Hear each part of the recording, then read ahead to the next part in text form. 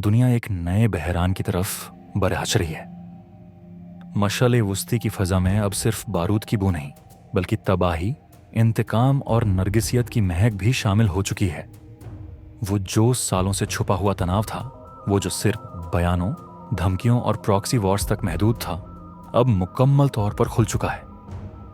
Iran और Israel की खुली जंग का आगाज हो चुका है, और ये जंग सिर्फ दो ममालिक के दरमियान नहीं, बल्कि पूरे खत्ते को लपेट में ले सकती है। ईरान ने दुनिया को चौंका दिया।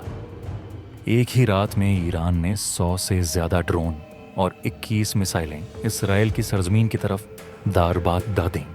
ये हमला कोई आम हमला नहीं था, बल्कि बरसों की जहरीली खामोशी का लावा था जो आखिरकार फट पड़ा। ईरानी हुकूमत का मौक़िफ़ बिल्कुल वाज़ेह था। हम मज़ीद बर्दाश्त नहीं करेंगे।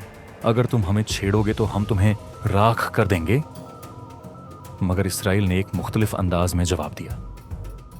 इसराइली फ़ौज के सरबराह ने दावा किया कि ईरान के मिसाइल और ड्रोन हमले मुकम्मल तौर पर नाकाम बना दिए गए। उनका कहना था कि ईरान के पास ना इतनी टेक्नोलॉजी है और न ही वो ऐसे क्यूट कि इसराइल को कोई बड़ा नुकसान पहुंचा सके। इसराइली डिफेंस सिस्टम्स ने तमाम अहदाफ फ़ज़ा में ही तबाह कर दिए। लेकिन ये महज फ़ौजी बयानात नहीं थे। इसराइल ने ईरान पर जवाबी हमले किए। मुख्तलिफ रिपोर्ट्स के मुताबिक इसराइल ने न सिर्फ ईरान के आर्मी चीफ को निशाना बनाया, बल्कि कई सियासी और अस्करी शख्सियात को भी हदफ बनाया है। साथ ही साथ इसराइल की तरफ से ईरान के जौहरी तंसीबात पर हमले की खबरें भी सामने आई, जिन्हें मुबैना तौर पर मुकम्मल तौर पर तबाह कर दिया गया है।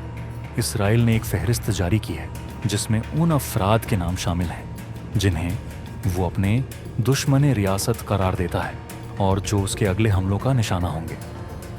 ये सब कुछ एक या दो दिन की कहानी नहीं, बल्कि बड़ी जंग की तैयारी का पेश खैमा है। अब सवाल ये है कि पाकिस्तान कहाँ खड़ा है। पाकिस्तान, जो मशाल वस्ती का बराह रास्त हिस्सा तो नहीं, मगर उसका दिल और ज़मीर ज़रूर है। ईरान पाकिस्तान का करीबी पड़ोसी है, एक मुस्लिम मुल्क है, और तारीखी तौर पर दोनों के दरमियान कई मौक़ों पर ताउन भी रहा है।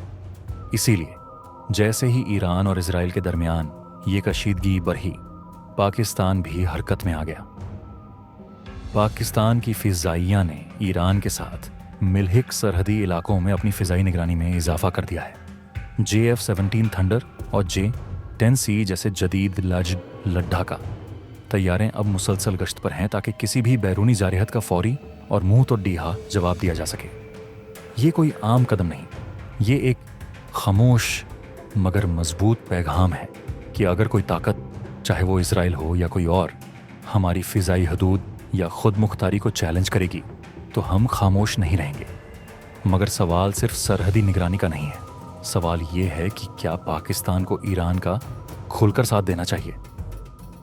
मेरी राय में हाँ, बिल्कुल देना चाहिए। ये सिर्फ दो ममालिक की लड़ाई नहीं, बल्कि एक नज़रियाती जंग है, एक उसूली जंग है, एक ऐसी जंग जिसमें जुल्म और इंसाफ आमने सामने खड़े हैं। ईरान अगर आज तन्हा होता है तो कल पाकिस्तान भी तन्हा हो सकता है।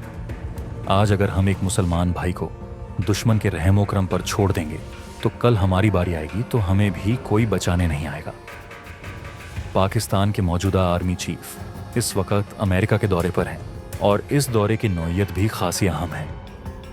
लेकिन ऐसे नाजुक वक्त में कौमी क़यादत का मुल्क में मौजूद होना अज़ हद ज़रूरी है। ये वक्त खामोश रहने का नहीं, बल्कि वाज़ेह और मजबूत पोजीशन लेने का है।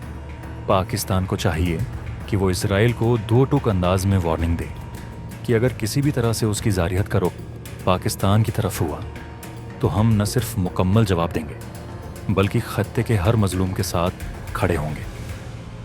ये सिर्फ हुकूमत या फ़ौज का इम्तिहान नहीं, ये पाकिस्तानी कौम का भी इम्तिहान है। हमें ये तय करना होगा कि हम मजलूम के साथ खड़े होते हैं या जालिम के। हमें ये सोचना होगा कि जब तारीख लिखी जाएगी तो क्या हम उन लोगों में होंगे जिन्होंने खामोशी इख्तियार की, या उनमें जो हैकी के लिए आवाज़ बुलंद करने वाले थे। अब वक्त आ गया है कि पाकिस्तान अपनी खारजा पॉलिसी को गैरत, हमीयत और ईमान की बुनियाद पर अज़ सर ए नौ तरतीब दे। हमें अपने आवाम को एतमाद में लेना होगा और आलमी ताकतों को बताना होगा कि हम सिर्फ बातें नहीं करते बल्कि वक्त आने पर अमल भी करते हैं। आपकी क्या राय है? क्या पाकिस्तान को ईरान का साथ देना चाहिए? क्या हमें इसराइल की जारहत पर खामोश रहना चाहिए या खुलकर जवाब देना चाहिए? नीचे कमेंट्स में अपनी राय ज़रूर दें, क्योंकि कौमें तब बनती हैं जब उनके लोग बोलते हैं।